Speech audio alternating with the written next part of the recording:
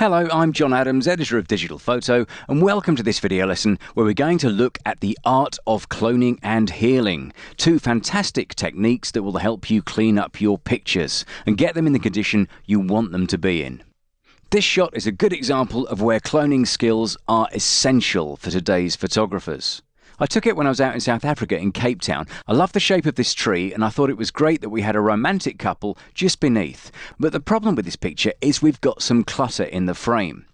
First of all, we've got someone sitting here on a picnic bench, just half in, half out the frame. The shot would be much stronger without them there. Secondly, we've got these two here who don't really contribute anything to it, and we've got a bag next to this rock here, again, getting in the way of the purity of the scene I was looking for. Now, with the best will in the world, unless you're incredibly bold and confident, you can't really march into a scene in a foreign country and start asking people to move because you want to take a picture. But what you can do is take the shot the way you want it and then clean it up afterwards to get the look that you are after. Now, alongside these movable distractions, we also have some other problems within this frame. We've got some dust spots just up here. They're visible in the sky. This is where there's dust on the sensor. It means my sensor needs a clean. But this is part and parcel of photographic life with a digital SLR. Occasionally you'll get dust specks on the sensor, and this one's pretty bad. We've got 1, 2, 3, 4, 5, 6, 7, we've got about 10 dust spots in the sky contaminating the scene, and it would be much better without them there. So, cloning and healing are the two essential skills we're going to learn about. And if I get it right, what I'll end up with is a shot that looks like this, which is much more in keeping with the kind of image I wanted to capture. I'll bring the distractions back. There they all are in their place, but then without them there, the scene is much, much stronger. So let's go back to our original picture with all its problems. And before we begin our cloning work in earnest, what we're first going to do is create a separate layer, because that means we can contain all the changes, the cloning and healing work we do, we can contain those on that separate layer, which means our background layer stays intact. Now I'm just going to open the Layers palette, so if you go up to Window and choose Layers from the list, there we go, click on that and your layers will appear. Now there are various ways of creating a new layer. You can click on this icon here, it looks like a piece of paper with a folded corner. Click once on that and you'll get a new layer, or you can use a shortcut, Control, Shift and N. And that creates a new layer 1, gives it the name layer 1, and all we have to do is click OK or hit return. We now have a new layer 1, it's completely blank so you can't see any change to the image, but that's floating above our background layer. And this is the layer we can do our repair work on. The advantage of that is we leave our background layer intact, so if we get anything wrong or make any mistakes, we still have our original there underneath. So with a new layer created, the first tool we're going to look at is the Spot Healing Brush. So if we pop over to the toolbox, you'll find it here. The Spot Healing Brush, if you click on it, it shares its little space in the toolbox with the Healing Brush tool. And in Elements, you can swap between them by simply clicking on one or the other. And we want the Spot Healing Brush. In the full version of Photoshop, just mouse down on the tool and a flyout menu will allow you to select one or the other. Okay, so that's the Spot Healing Brush we want. And then down in the Tool Options bar, which is at the bottom of the screen in Elements or at the top of the screen in Photoshop, we want to select this box here, Sample All Layers. That means we can take information from this layer and place it on this layer with no further ado. The other option we want to tick is Content Aware.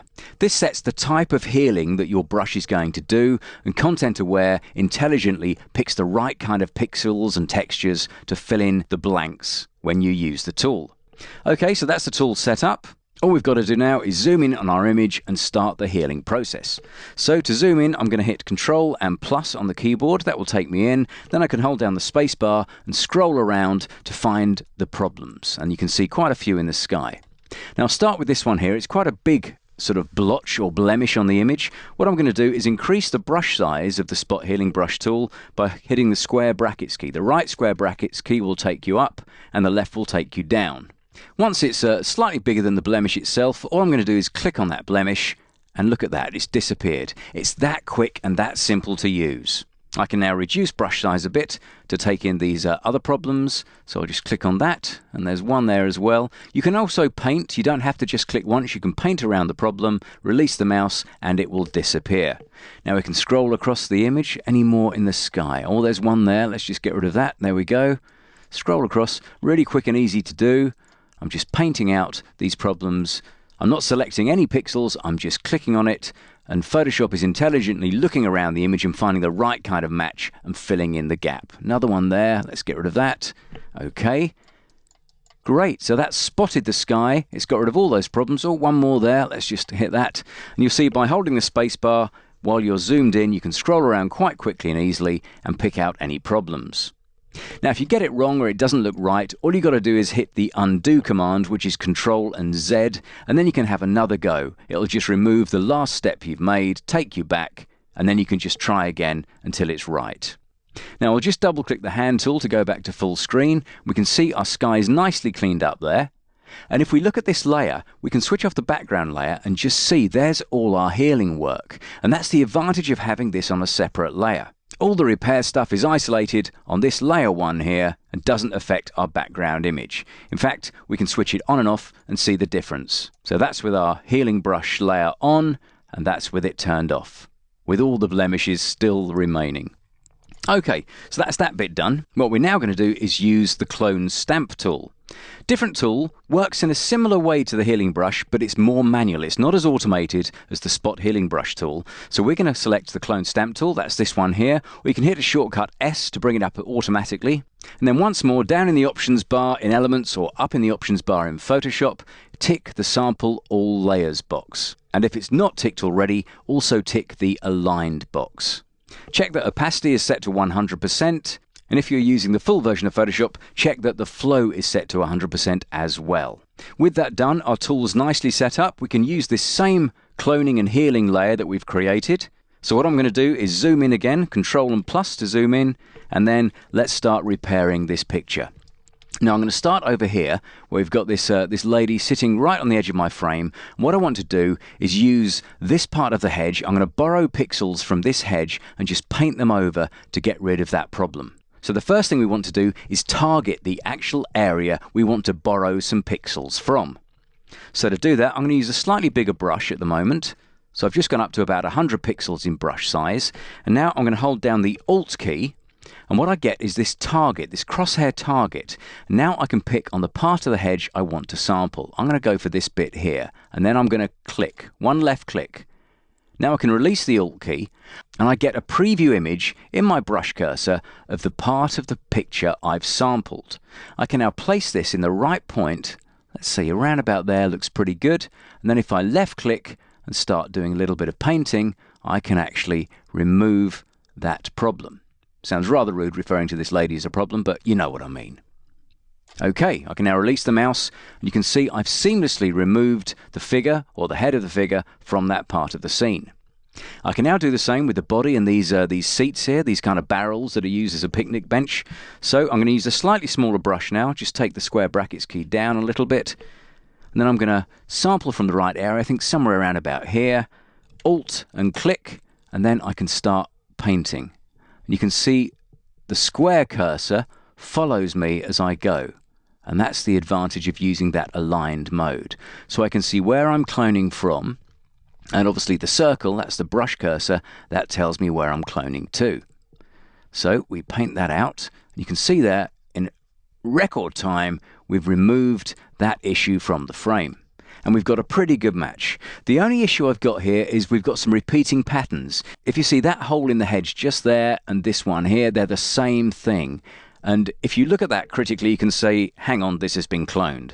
So what I'm going to do is disguise my repeating patterns by sampling from another area, Alt and click to sample, and then just painting over one of those to get rid of it.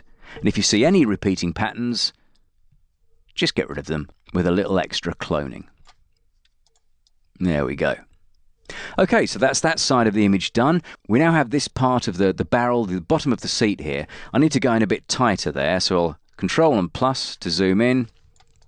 And let's have a look at what we've got. Now, we can borrow in the same way, smaller brush size, and I need a bit of this edge here. So I'll Alt and click on that edge, and then I can extend that edge through to round about here. Just paint along the line. That takes that bit out. And now if I borrow it again, Alt and click, same kind of area, I can continue that line just to make a nice seamless join. Now I can paint over this bit here, just by brushing along. I'm not releasing the mouse, trying to get as good a job of it as I can. That looks pretty good there. Repeating patterns here, here, here, so let's get rid of those. Alt and click, and carefully get the brush into position. That's one of them gone, and we need to remove one more of them as well, so I think round about there should be pretty good. Okay, so that's a nice seamless job done so far. What else have we got to clean up in this image? Well, we come across these two figures. We can remove them in exactly the same way. I'll start with the head here. So if we just Alt and click on a bit of this hedge, we can then place it in roughly the right position and just start painting to get a nice seamless blend. There we go, that looks pretty good. Now I can get rid of the body in the same way, Alt and click, and we just paint along there just to remove this chap and his t-shirt. That's it, just sampling from different areas. You find it becomes quite instinctive and quite automatic just to quickly change your sample point until you've got a nice seamless blend. And that looks pretty good there. Now we'll scroll across by holding the spacebar. We've got to remove this lady as well. Let's see, we'll just Alt and click, paint a bit of hedge over her. There we go. A bit more there. Just get a nice seamless job. And we'll just reinvent the hedge behind her to get it looking good. Lose those repeating patterns wherever they rear their ugly heads. And I think we can probably get away with that. We've left a little bit of her hair in, but it looks a bit like hedge anyway at this point. So I think we'll escape with that. Right, that's that bit done. Now we can move across. Now we need a bit more critical work here. We've got to somehow get round this rock. But all that means is we have to just use a small brush. So we'll start with the same brush size we have at the moment. We've got about 25 pixels. I'll hold Alt and start removing the bag here. There we go. So we're getting rid of all the distractions and all the clutter in the frame to leave it nice and pure.